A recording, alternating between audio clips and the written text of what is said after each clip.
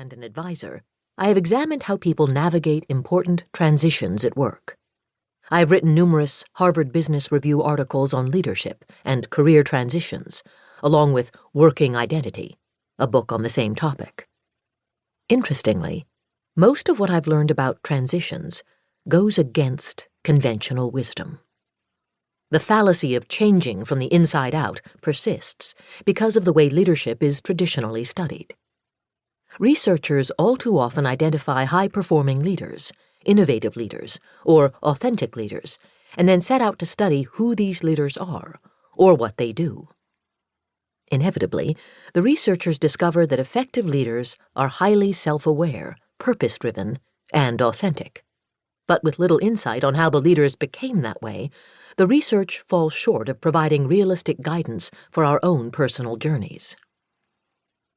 My research focuses instead on the development of a leader's identity, how people come to see and define themselves as leaders. I have found that people become leaders by doing leadership work. Doing leadership work sparks two important, interrelated processes, one external and one internal. The external process is about developing a reputation for leadership potential or competency. It can dramatically change how we see ourselves. The internal process concerns the evolution of our own internal motivations and self-definition. It doesn't happen in a vacuum, but rather in our relationships with others. When we act like a leader, by proposing new ideas, making contributions outside our area of expertise, or connecting people and resources to a worthwhile goal, to cite just a few examples, people see us behaving as leaders and confirm as much. The social recognition and the reputation that develop over time with repeated demonstrations of leadership create conditions for what psychologists call internalizing a leadership identity. Coming to see oneself as a leader and seizing more and more opportunities to behave accordingly. As a person's capacity for leadership grows, so too does the likelihood of receiving endorsement from all corners of the organization, by, for example, being given a bigger job.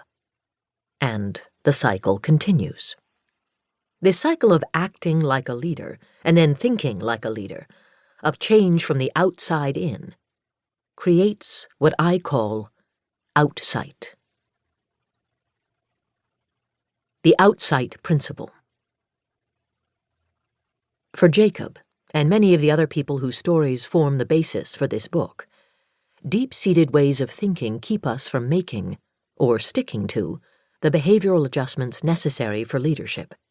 How we think, what we notice, believe to be the truth, prioritize and value, directly affects what we do. In fact, inside-out thinking can actually impede change. Our mindsets are very difficult to change because changing requires experience in what we are least apt to do.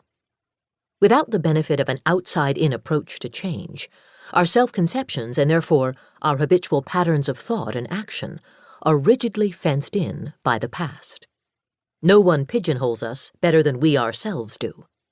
The paradox of change is that the only way to alter the way we think is by doing the very things our habitual thinking keeps us from doing.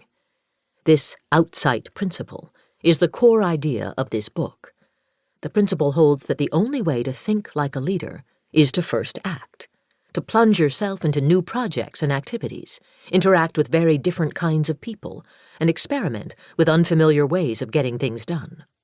Those freshly challenging experiences and their outcomes will transform the habitual actions and thoughts that currently define your limits.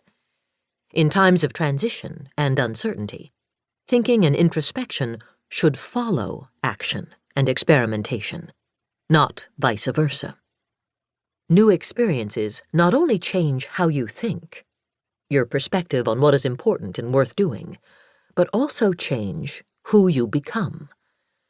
They help you let go of old sources of self-esteem, old goals and old habits, not just because the old ways no longer fit the situation at hand, but because you have discovered new purposes and more relevant and valuable things to do.